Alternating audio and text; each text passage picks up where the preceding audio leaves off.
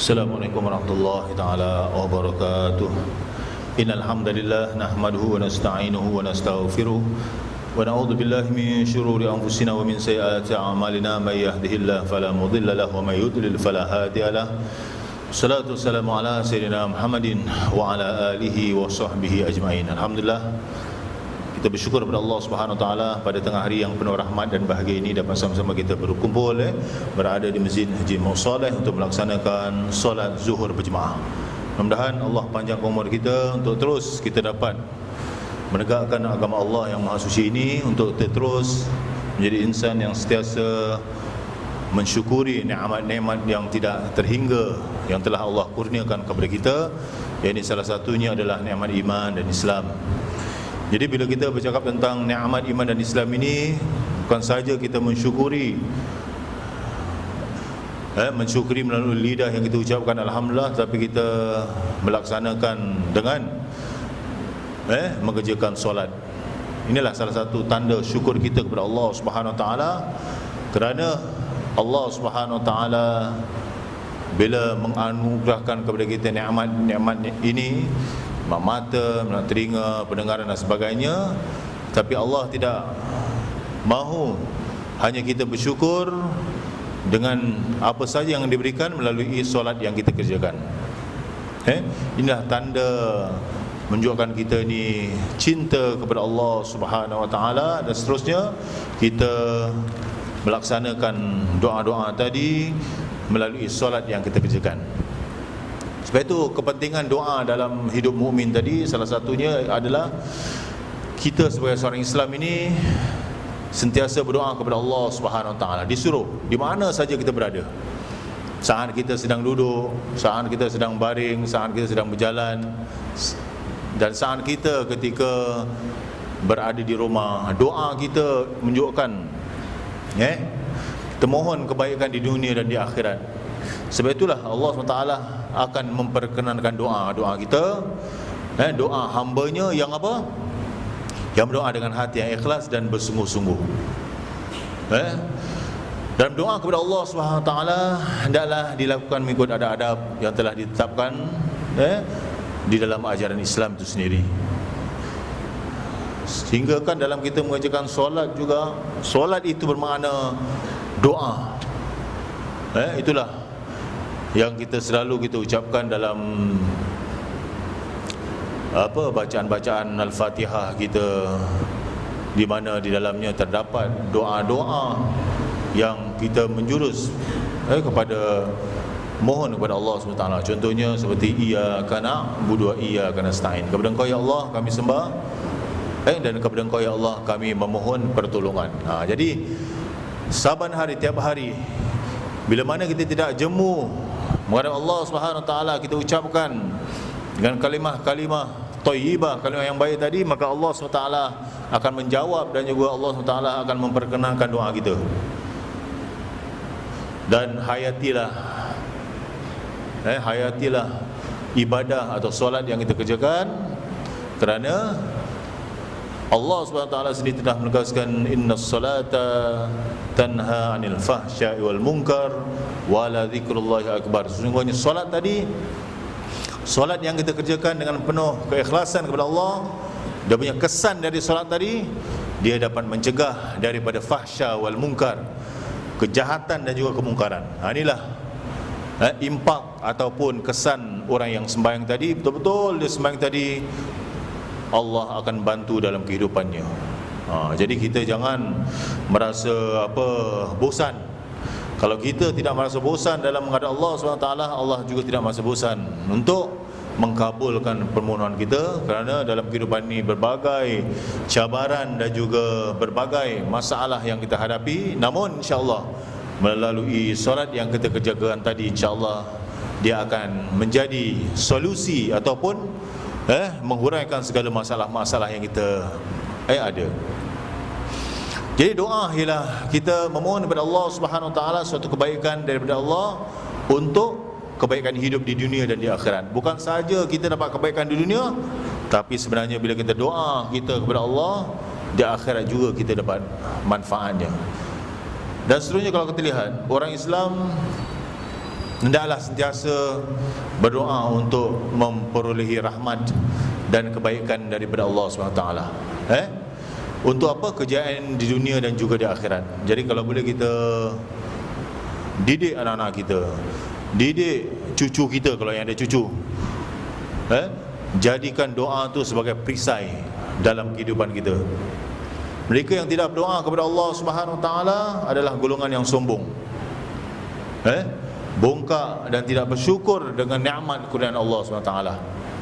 Sebab itulah Allah Subhanahu Wa Taala sendiri telah menjelaskan dalam Al-Quran Al-Karim dalam surah Al-Baqarah ayat ke 186. Allah menjelaskan apa? Wa idza sa'alaka 'ibadi 'anni fa inni qarib ujibu da'watad da'i idza da'ani falyastajibu li wal yu'minu bi la'allahum yarshudun.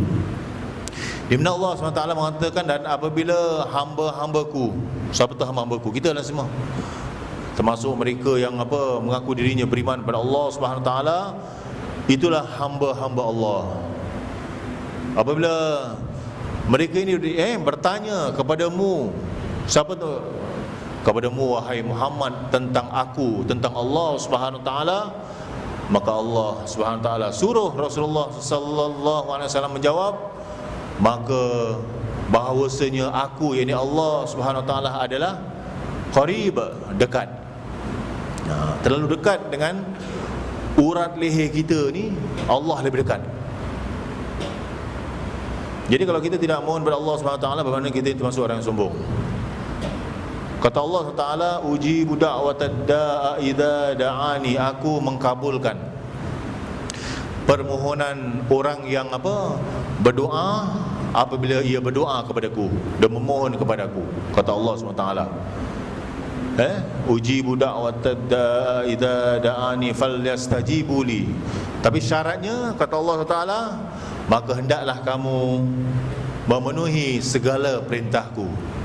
Jadi kalau kita nak diperkenankan doa, kita nak Allah Taala bantu kita dalam kehidupan, jangan waktu susah saja kita minta pertolongan Allah Taala. Jangan saja waktu susah kita memohon pertolongan, tapi waktu senang kita lupa pada Allah SWT. Itu kita tak mahu. Senang kita mohon pada Allah, waktu susah insya-Allah Allah akan bantu kita. Falyastajibu li, maka hendaklah kamu laksanakan, memenuhi segala perintahku yang telah Allah SWT, yang aku telah perintahkan kepada kamu. Salah satunya solat 5 waktu. Jadi kalau ada orang mengatakan sembahyang 5 waktu, penatlah aku buat ni, sebenarnya sembahyang yang Allah perintahkan, wajibkan kepada kita ni adalah untuk diri kita. Kalaulah seluruh manusia ini sujud kepada Allah, tidak beri bekas ataupun tidak beri apa-apa pun kepada Allah, tetapi apa saja yang kita buat adalah semata-mata untuk diri kita.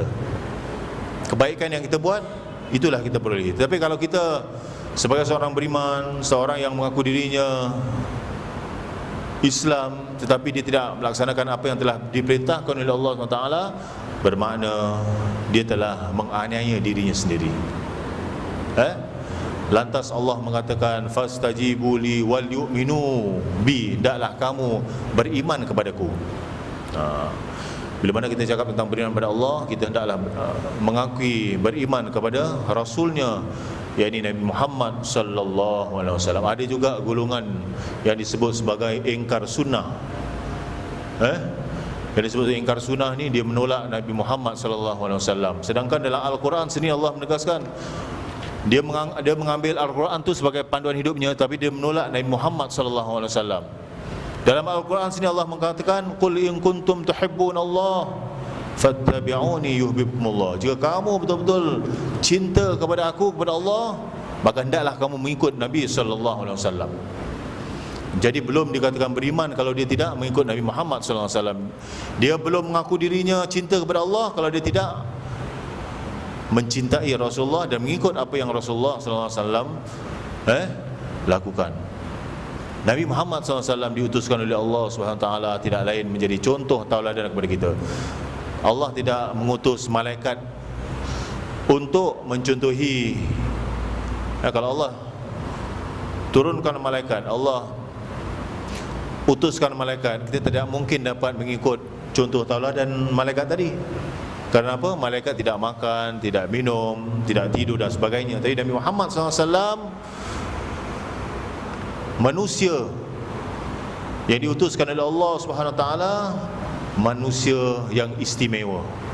Bukan saja manusia biasa, tetapi manusia yang istimewa, manusia yang diberikan kelebihan oleh Allah Subhanahu Wa Taala. Maka tidak lain tidak bukan Al-Quran sebagai panduan hidup kita, hendaklah kita ikut. Kerana Al-Quran bukanlah bikinan manusia, bukan daripada manusia, tapi adalah kalamullah. Dan Allah SWT utuskan Nabi Muhammad SAW adalah semata-mata untuk kita contohi dalam kehidupan kita.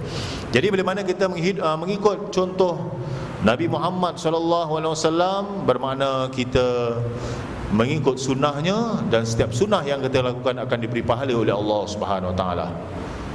Mana yang wajib, mana yang sunnah, yang makruh kita cuba tinggalkan, yang haram kita terus tinggalkan.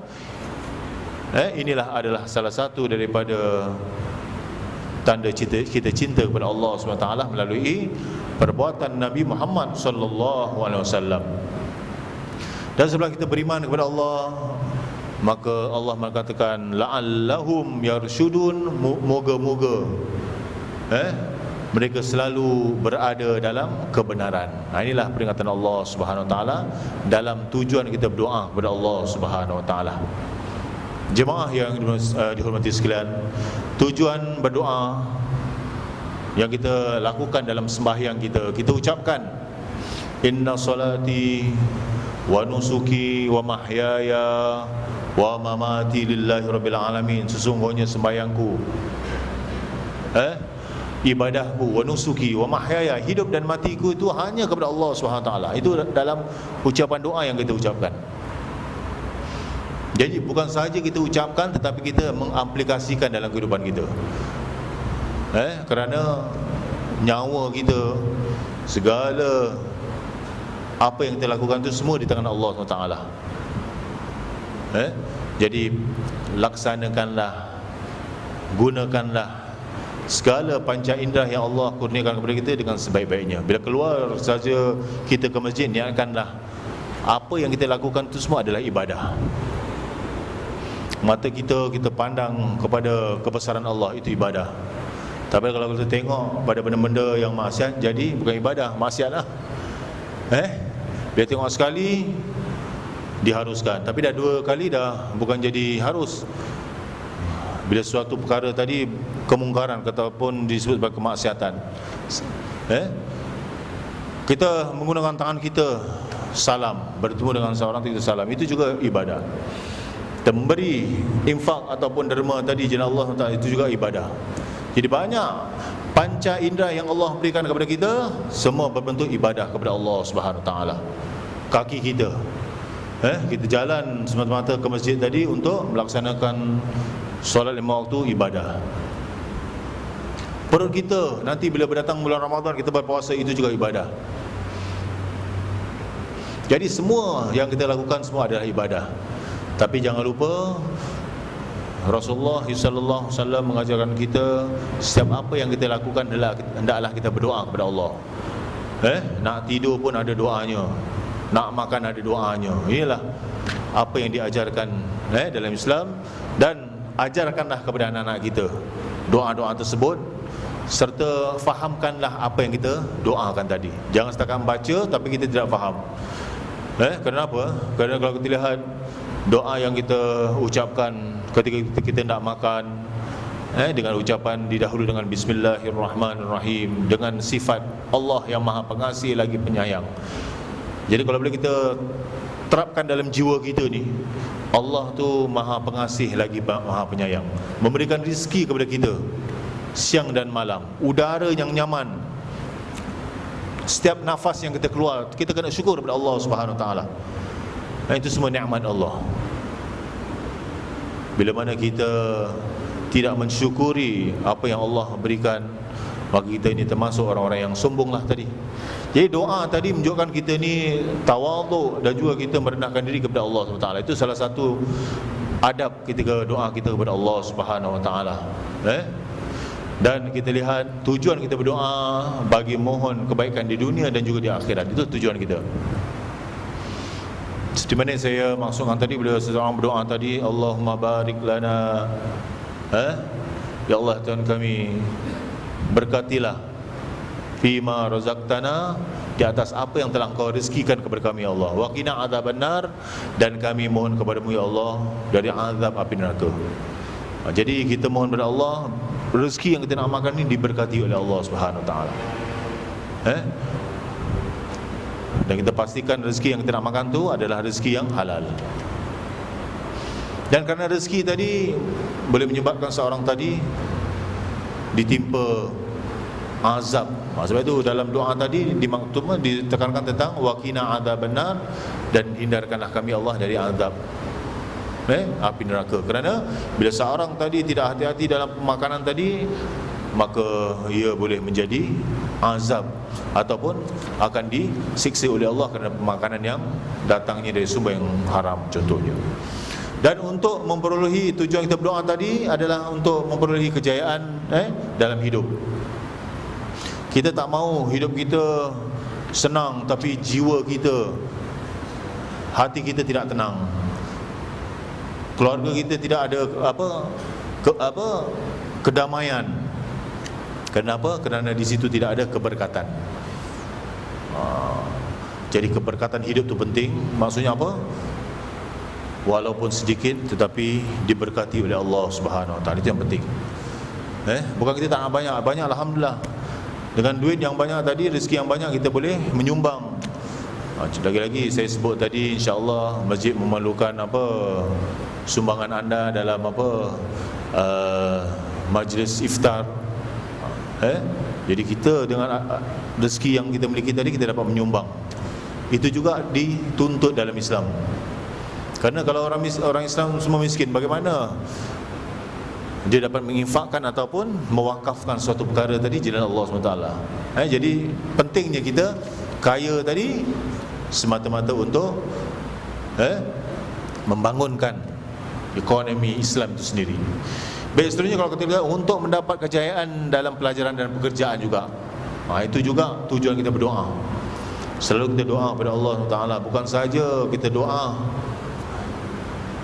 Sebab itu doa kita yang kita panjatkan mesti nak spesifik juga. Saya nak bawa satu cerita tentang peristiwa di mana seorang hamba Allah ni bila dia doa, doa yang dipanjatnya selalu dia cakap apa? Ya Allah, berikanlah kepadaku